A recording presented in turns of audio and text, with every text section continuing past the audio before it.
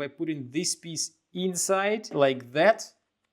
Then you put it right here, and using this cutout, rotate the piece, since when the piece goes in the cutout, there is just enough space to rotate it, and drop it down.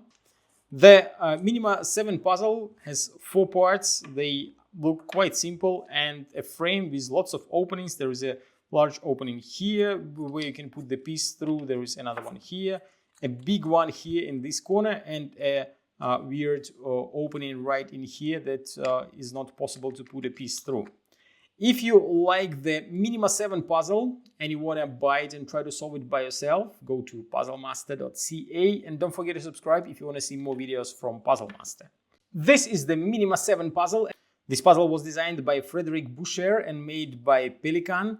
Difficulty level of this puzzle is 8 out of 10 on a Puzzle Master's difficulty scale that runs from 5 to 10.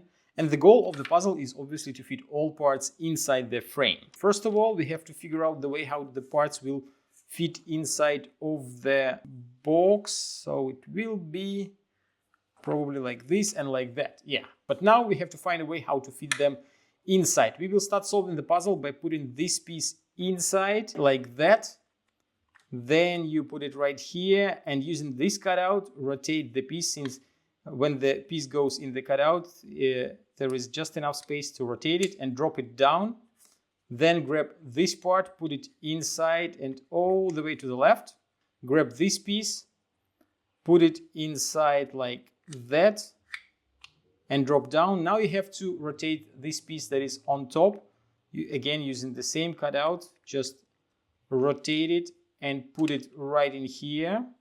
Then you can lift this piece up and put the last piece through this opening. If you like the MINIMA 7 puzzle and you want to try the rest of the puzzles from MINIMA series, which I highly recommend you to try, go to puzzlemaster.ca.